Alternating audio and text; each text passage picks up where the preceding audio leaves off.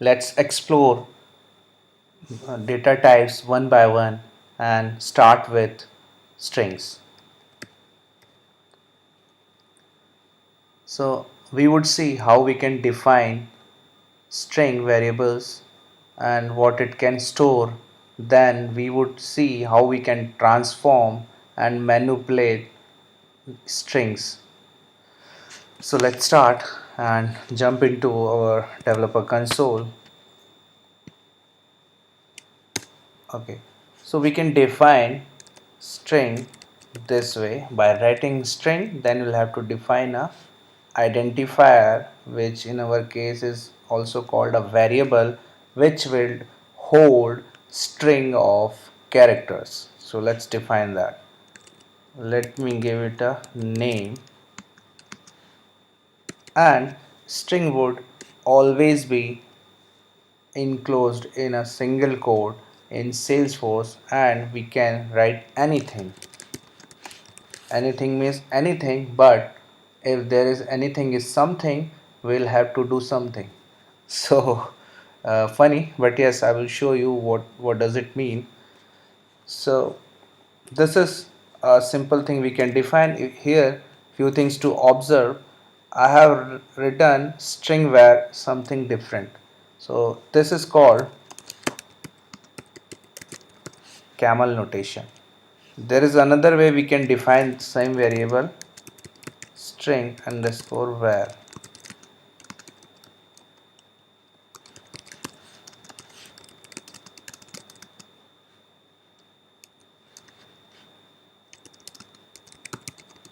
Oh, let me write this at least for my satisfaction. Now this is something different notation, but in Apex we would have to choose one programming style, which in my case I have opted this camel notation. If you see, the first character is small, and then whenever it is made up of two words, then certainly the from the uh, second word, it the second word's first character would always be uh, in capital letter. So let's see another variation, string variable for learning string class. So this is how we can write our camel notation. Now this is how we can define string variable and initialize.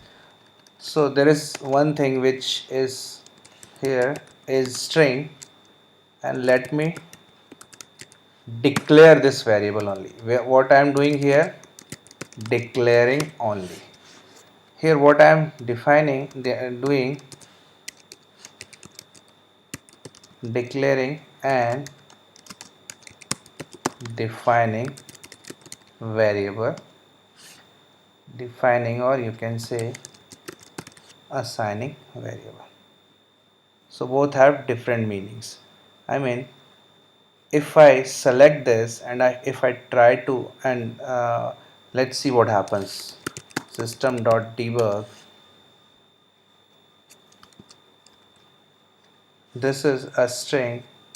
You just see how we can write. This is a concatenation string. If I try to run this, let's see what happens. Don't worry, what I have done was is see the output only. It is showing me as a null, string null. Now let me again open. So what I am doing here, declaring only. I haven't actually defined any value here. Now if I do so, let's see what happens. Let me remove this. If you see that I am declaring here, and then again I am declaring and defining. Let's see what happens. Oh, what it says? This is a compile time error, and it says duplicate variable string var. Attempt to create the variable with type string. So this is not a good thing to do. What we'll have to do, we can, instead of recreating that variable, what we can do, we can reuse that. So this way we can use our variable. So in this case it should not throw an error. So here now what is happening, the only thing which is happening here is, let me comment this out and copy this here, and here only we are defining variable. Let me omit this as well, and if I do so, I am certainly going to get a value here. Let's see in output. Here I'm getting this value. So few good things we have learned so far. Now let's see what is what this system debug is. System debug is a debug statement which actually writes in Salesforce log, through which we can debug what is happening in this particular line. So in this case what we are doing, we are actually writing this variable to debug log so that we can see what output it has. So we will be using more frequently to debug our application. Now let's understand one more thing.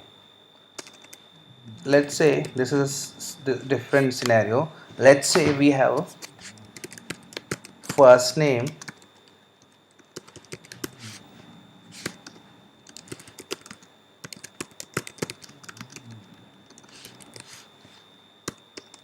now this is a practical problem which we actually face. So now we need to add those. Now if we use system dot debug, and what we want to do, we want to see Lokesh Gupta in a proper form. I mean Lokesh, it should be actually displayed something like this. Let's do that. So when we actually want to see the output this way, we will have to concatenate these two string variables. Okay, good. So far so good. Now if we see the output, let's see what we see, but the expectation is this.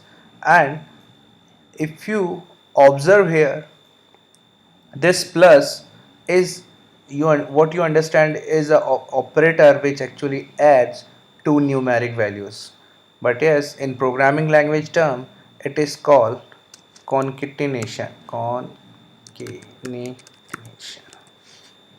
Okay, forget about spelling. Concatenation. Yes. So first name, last name. So this plus operator has changed its behavior from adding two numeric values to actually joining two string variables. So it is now being operated on two string values. Let's run this.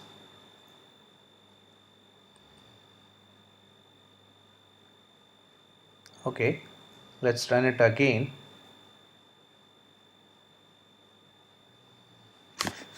I don't know why the output is not coming out, but let's see, let's check if that output is over here. So let me close this and let me run it again. Now we can see, because our tab was already open. I guess that might be the reason. I don't know why it is taking that much time.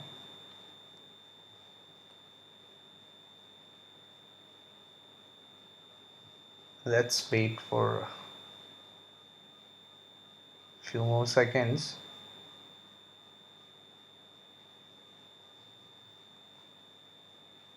Okay, so it's finished this. Okay. So it is showing it again. Now if we see, it is showing like this. Lokesh Gupta, and we see there is no space. Now to achieve this programmatically, we'll have to do a string here will have with a space enclosed in single quote. So here what we are doing, we are actually separating these two variables by a blank space so that we can see the output like this. We could do so using this as well. Let me give it a namespace, and here what I can do, I can store a space in this variable, and I can replace this with this space variable which hold the space. And if we run this,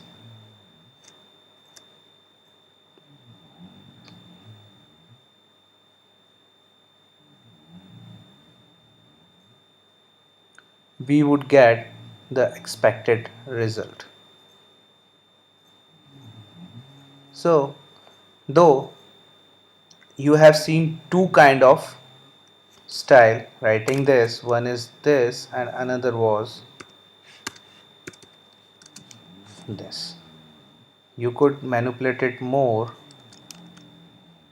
and here you could write and Lokesh and Guptas something, or you can say in India you have a middle name as well, so what you can do, Lokesh Kumar Gupta. So this is how we can actually manipulate strings.